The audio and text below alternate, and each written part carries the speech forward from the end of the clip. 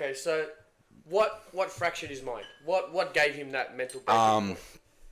The Joker in that universe ended up killing every single Robin, and then reviving them as like attack hounds, pretty much. Oh, like Red Hood sort of. No, they're still young and still in the Robin outfits, and he just pretty much collected them.